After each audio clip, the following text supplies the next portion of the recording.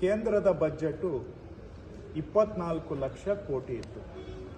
ಆವತ್ತಿನ ದಿನ ಕರ್ನಾಟಕಕ್ಕೆ ಸುಮಾರು ಒಂದು 50-52 ಸಾವಿರ ಕೋಟಿ ಅನುದಾನ ಬಂದಿದೆ. ಈಗ ಕೇಂದ್ರದ ಬಜೆಟು 45 ಲಕ್ಷ ಕೋಟಿ ಆಗಿದೆ. ಅಂದರೆ ಕೇಂದ್ರದ ಬಜೆಟ್ 2 ಪಟ್ಟಾಗಿದೆ. ಈಗಲೂ ಸಹ ಕರ್ನಾಟಕಕ್ಕೆ ಬರ್ತಾ ಇರೋದು 52-53 ಸಾವಿರ ಕೋಟಿನೇ. ಸೆಂಟ್ರಲ್ ಗೌರ್ಮೆಂಟ್ ಬಜೆಟ್ ಡಬಲ್ ಆಗಿದೆ, ರಾಜ್ಯ ಸರ್ಕಾರದ ಬಜೆಟ್ ಡಬಲ್ ಆಗಿದೆ. ಆದರೆ ಕರ್ನಾಟಕಕ್ಕೆ ತೆರಿಗೆಯಲ್ಲಿ ನಮ್ಮ ಪಾಲು, ನಮ್ಮ ಹಕ್ಕು ಬರುವಂತಹದ್ದು ಮಾತ್ರ ಅಷ್ಟೇ ಉಳಿದಿದೆ ಒಂದು ಕಡೆ. ಎರಡನೇದು, ಬರಗಾಲದ ಹಿನ್ನೆಲೆಯಲ್ಲಿ ಕೇಂದ್ರ ಸರ್ಕಾರಕ್ಕೆ ಸೆಪ್ಟೆಂಬರ್ 23ನೇ ತಾರೀಕು ಮನವಿಯನ್ನು ಸಲ್ಲಿಸಿದ್ದೇವೆ. ಸೆಪ್ಟೆಂಬರ್ ಕಳೆದು ಅಕ್ಟೋಬರ್, ನವೆಂಬರ್, ಡಿಸೆಂಬರ್, ಜನವರಿ ಮುಗಿದಿದೆ. 4.5 ತಿಂಗಳಾಯಿತು. ಇಲ್ಲಿವರೆಗೂ ಕೂಡ ನಾವು ಸಲ್ಲಿಸಿರುವ ಮನವಿಯ ಬಗ್ಗೆ ತೀರ್ಮಾನವನ್ನು ಕೈಗೊಂಡಿಲ್ಲ, 1 ಪೈಸಾ ಹಣವನ್ನು ಬಿಡುಗಡೆ ಮಾಡಿಲ್ಲ. ಕರ್ನಾಟಕದ ರೈತರು ಸಂಕಷ್ಟದಲ್ಲಿರುವಾಗ ಈ ಥರ ಕರ್ನಾಟಕದ ರೈತರ ಬಗ್ಗೆ ಇಷ್ಟು ಯಾವುದೇ ಕಾಳಜಿ ಇಲ್ಲದಂತೆ ಅನ್ಯಾಯ ಮಾಡ್ತಾ ಇರತಕ್ಕಂಥದ್ದು, ರೈತರನ್ನ ನಿರ್ಲಕ್ಷ್ಯ ಮಾಡಿರುವುದು ಕರ್ನಾಟಕದ ರೈತರನ್ನ. ಎರಡನೇ ವಿಷಯ. ಮೂರನೇದು, ಮೇಕೆದಾಟು ಯೋಜನೆಗೆ ಅನುಮತಿ ಕೊಡೋದಕ್ಕೆ ಇನ್ನೂ ಕ್ರಮ ತಗೊಂಡಿಲ್ಲ. ಅಪ್ಪರ್ ಭದ್ರಾ ಯೋಜನೆಗೆ ಹೋದ ವರ್ಷದ ಬಜೆಟ್ನಲ್ಲಿ 5,300 ಕೋಟಿ ಘೋಷಣೆ ಮಾಡಿ 1 ಪೈಸಾ ಕೊಟ್ಟಿಲ್ಲ ಸೆಂಟ್ರಲ್ ಬಜೆಟ್ನಲ್ಲಿ. ಮಹದಾಯಿ ಯೋಜನೆಗೆ ಒಂದು ಎನ್ವೈರ್ಮೆಂಟಲ್ ಕ್ಲಿಯರೆನ್ಸ್ ಕೊಟ್ಟಿಲ್ಲ. ಸೊ ಇವೆಲ್ಲ ವಿಷಯಗಳನ್ನು ನಾವು ನೋಡಿದಾಗ ಕೇಂದ್ರ ಸರ್ಕಾರ ಕರ್ನಾಟಕಕ್ಕೆ ಅನ್ಯಾಯ ಮಾಡ್ತಾ ಇರೋದು ಬಹಳ ಸ್ಪಷ್ಟ ಇದೆ. ಇದು ಕರ್ನಾಟಕ ಒಂದೇ ರಾಜ್ಯದ ಅಭಿಪ್ರಾಯ ಅಥವಾ ಅನುಭವನೂ ಅಲ್ಲ. ಕೇರಳದವರು ಇದೇ ಫೆಬ್ರವರಿ 8ನೇ ತಾರೀಕು ಅವರು ಕೂಡ ಕೇಂದ್ರ ಸರ್ಕಾರದ ಅನ್ಯಾಯವನ್ನು ವಿರೋಧಿಸಿ ದೆಹಲಿಯಲ್ಲಿ ಅವರು ಪ್ರತಿಭಟನೆ ಮಾಡ್ತಾ ಇದ್ದಾರೆ.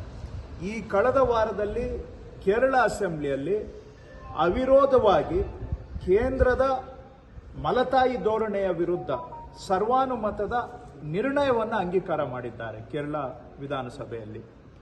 ತಮಿಳುನಾಡಿನವರು ಕೂಡ ಫೆಬ್ರವರಿ 8ನೇ ತಾರೀಕು ದೆಹಲಿಯಲ್ಲಿ ಪ್ರತಿಭಟನೆಯನ್ನು ಇಟ್ಕೊಂಡಿದ್ದಾರೆ ಕೇಂದ್ರದ ಮಲತಾಯಿ ಧೋರಣೆಯ ವಿರುದ್ಧವಾಗಿ. ವೆಸ್ಟ್ ಬೆಂಗಾಲ್ ರಾಜ್ಯದವರು ಹೋದ ವಾರ 3 ದಿನಗಳ ಧರಣಿಯನ್ನ ಕಲ್ಕತ್ತಾದಲ್ಲಿ ಮಾಡಿದ್ದಾರೆ. ಇದೆಲ್ಲ ಏನು ಸಂಕೇತ ಹಾಗಾದ್ರೆ? ಯಾಕೆ ರಾಜ್ಯಗಳಿಗೆ, ಅದು ವಿರೋಧ ಪಕ್ಷಗಳು ಇರತಕ್ಕಂಥ ರಾಜ್ಯಗಳು, ಅದರಲ್ಲೂ ದಕ್ಷಿಣ ಭಾರತದ ರಾಜ್ಯಗಳಿಗೆ ಈ ರೀತಿಯ ಮಲತಾಯಿ ಧೋರಣೆ ಕೇಂದ್ರದಿಂದ ಆಗ್ತಾ ಇರುವಂತ ಅನ್ಯಾಯ? ಕರ್ನಾಟಕದ ನಿದರ್ಶನದಲ್ಲಿ ಸ್ಪಷ್ಟ ಉದಾಹರಣೆ ಇದೆ. ಹಣಕಾಸು ಆಯೋಗ ಶಿಫಾರಸು ಮಾಡಿರುವ 12,000 ಕೋಟಿ ರೂಪಾಯಿ ಹಣದಲ್ಲಿ 1 ಪೈಸಾವನ್ನು ನಮಗೆ ಕೊಟ್ಟಿಲ್ಲ. ನಾವು ಬರ ಪರಿಹಾರಕ್ಕಾಗಿ ಕೇಳಿರುವ 18,172 ಕೋಟಿಯಲ್ಲಿ 1 ಪೈಸಾ ಹಣವನ್ನು ಇಲ್ಲಿವರೆಗೂ ಬಿಡುಗಡೆ ಮಾಡಿಲ್ಲ. ನಮ್ಮ ನೀರಾವರಿ, ನಮ್ಮ ನದಿಗಳ ನೀರನ್ನು ಬಳಕೆ ಮಾಡಲಿಕ್ಕೆ ಅನುಮತಿ ಕೊಟ್ಟಿಲ್ಲ. ಇದು ಕರ್ನಾಟಕದ ರಾಜ್ಯದ ಜನಗಳಿಗೆ ಮಾಡ್ತಾ ಇರುವಂತ ಅನ್ಯಾಯ. ಕೇಂದ್ರ ಸರ್ಕಾರ ನೇರವಾಗಿ ನಮ್ಮ ರಾಜ್ಯದ ಪರವಾಗಿ ನಾವು ಕೇಂದ್ರದ ಗಮನ ಸೆಳೆದು ನಮ್ಮ ಸಮಸ್ಯೆಗಳು ಪರಿಹಾರ ಆಗಬೇಕು ಅನ್ನೋ ದಿಕ್ಕಿನಲ್ಲಿ ನಾವು ಸೆಪ್ಟೆಂಬರ್ 7ನೇ ತಾರೀಕು ದೆಹಲಿಯಲ್ಲಿ ಕೇಂದ್ರ ಸರ್ಕಾರದ ಗಮನ ಸೆಳೆಯೋದಕ್ಕೋಸ್ಕರ ಕರ್ನಾಟಕಕ್ಕೆ ಆಗುತ್ತಿರುವ ಅನ್ಯಾಯದ ವಿರುದ್ಧವಾಗಿ ರಾಜ್ಯದ ಜನಗಳ ಪರವಾಗಿ ಧ್ವನಿ ಎತ್ತುವಂತಹ ಕೆಲಸವನ್ನ ಸರ್ಕಾರದ ಭಾಗವಾಗಿ ನಾವು ಮಾಡ್ತಾ ಇದ್ದೇವೆ. ಪ್ರಹ್ಲಾದ್ ಜೋಶಿ ಅವರು ಹೇಳಿದ್ದು, ಹಿಂದೆ ಮನಮೋಹನ್ ಅವರ ಸರ್ಕಾರ ಇದ್ದಂತಹ ಸಂದರ್ಭದಲ್ಲಿ ಕೇವಲ 60,000 ಕೋಟಿಯನ್ನ ಕೊಡ್ತಾ ಇತ್ತು, ಆದರೆ ಈಗ 2 ಲಕ್ಷ ಕೋಟಿ ಹೆಚ್ಚು ಅನುದಾನವನ್ನು ಕೊಟ್ಟಿದೆ. ಹೀಗಾಗಿ ನಾವು ತಾರತಮ್ಯ ಮಾಡಿರುವಂತಹ ಪ್ರಶ್ನೆನೇ ಬರಲ್ಲ ಅಂತ ಹೇಳ್ತಾರೆ. ನಮಗೆ 2017ರಲ್ಲೂ ಕೂಡ 50-55 ಸಾವಿರ ಕೋಟಿ ಬರ್ತಾ ಇತ್ತು. ಇವತ್ತು 5 ವರ್ಷ ಆದ್ಮೇಲೂ, 6 ವರ್ಷ ಆದ್ಮೇಲೂ ಕೂಡ 50,000 ಕೋಟಿನೇ ಬರೋದು ಅಂತ ಹೇಳಿದ್ರೆ ವರ್ಷಕ್ಕೆ ಸೆಂಟ್ರಲ್ ಗವರ್ಮೆಂಟ್ ಬಜೆಟ್ ಡಬಲ್ ಆಗಿದೆ, ಕರ್ನಾಟಕದ ಬಜೆಟ್ ಡಬಲ್ ಆಗಿದೆ 6 ವರ್ಷದಲ್ಲಿ. ಆದರೆ ಕೇಂದ್ರದ ತೆರಿಗೆಯಲ್ಲಿ ನಮ್ಮ ಪಾಲು ಮಾತ್ರ ಅಷ್ಟೇ ಇದೆ ಅಂತ ಹೇಳಿದ್ರೆ, ಇಡೀ ದೇಶದಲ್ಲಿ 2ನೇ ಅತಿ ಹೆಚ್ಚು ತೆರಿಗೆಯನ್ನ ಕಟ್ತಕ್ಕಂಥ ರಾಜ್ಯ ಕರ್ನಾಟಕ. ಹೊರ ದೇಶಗಳಿಂದ ಡಾಲರ್ನಲ್ಲಿ ದೇಶಕ್ಕೆ ಆದಾಯ ತಂದುಕೊಡೋದ್ರಲ್ಲಿ ನಂಬರ್ 1 ಕರ್ನಾಟಕ. ಇಷ್ಟೆಲ್ಲ ನಾವು ದೇಶಕ್ಕೆ ಕೊಡುಗೆಯನ್ನ ಕೊಟ್ಟು ನಮ್ಮ ರಾಜ್ಯಕ್ಕೆ ಅನ್ಯಾಯ ಮಾಡತಕ್ಕಂಥದ್ದು ಸರಿಯಲ್ಲ. ಅದನ್ನು ಅವ್ರು ಯಾವುದೇ ಅಂಕಿ ಸಂಖ್ಯೆಯಲ್ಲಿ ಮುಚ್ಚಿಡ್ಲಿಕ್ಕೆ ಸಾಧ್ಯ ಇಲ್ಲ. ಈ ಅಂಕಿ ಸಂಖ್ಯೆಯನ್ನ ಬೇಕಾದ್ರೆ ಬರಲಿ, ನಾವು ವಿಧಾನಸಭೆ ಅಧಿವೇಶನ ಮುಂದಿನ ವಾರ ಆರಂಭ ಆಗ್ತಾ ಇದೆ, ಯಾರು ಬೇಕಾದರೂ ಚರ್ಚೆ ಮಾಡಲಿ. ನಾವು ಅಂಕಿ ಸಂಖ್ಯೆ ಎಲ್ಲ ಕೊಡ್ತೇವೆ, ವಿಧಾನಸಭೆಯ ಅಧಿವೇಶನದಲ್ಲಿ ಫ್ಲೋರ್ ಆಫ್ ದ ಹೌಸ್ ಅಲ್ಲಿ ಕೊಡ್ತೇವೆ. ಯಾರು ಬೇಕಾದರೂ ಚರ್ಚೆ ಮಾಡಲಿ. ಸುಮ್ಮನೆ ಯಾವ್ದ್ಯಾವುದೋ ಕತೆಗಳನ್ನ ಕಟ್ಟುಕತೆಗಳನ್ನ ಕಟ್ಟಿ ಜನಗಳ ಗಮನವನ್ನ ಬೇರೆಡೆ ಸೆಳೆಯೋದು ಬೇಡ. ಹಾಗಾದ್ರೆ ಕರ್ನಾಟಕದಲ್ಲಿ ನಾವಿದೆಲ್ಲ ಹೇಳ್ತಾ ಇದ್ದೀವಿ ಅಂದ್ರೆ, ಕೇರಳದವರು ಯಾಕೆ ಸರ್ವಾನುಮತದಿಂದ ರೆಸೊಲ್ಯೂಷನ್ ಮಾಡಿದ್ದಾರೆ ಅಸೆಂಬ್ಲಿಯಲ್ಲಿ ಅನ್ಯಾಯದ ವಿರುದ್ಧವಾಗಿ? ತಮಿಳುನಾಡಿನವರು ಯಾಕೆ 8ನೇ ತಾರೀಕು ಡೆಲ್ಲಿಯಲ್ಲಿ ಪ್ರತಿಭಟನೆ ಮಾಡ್ತಾ ಇದ್ದಾರೆ? ವೆಸ್ಟ್ ಬೆಂಗಾಲ್ನವರು ಯಾಕೆ ಕಲ್ಕತ್ತಾದಲ್ಲಿ ಪ್ರತಿಭಟನೆ ಮಾಡ್ತಾ ಇದ್ದಾರೆ?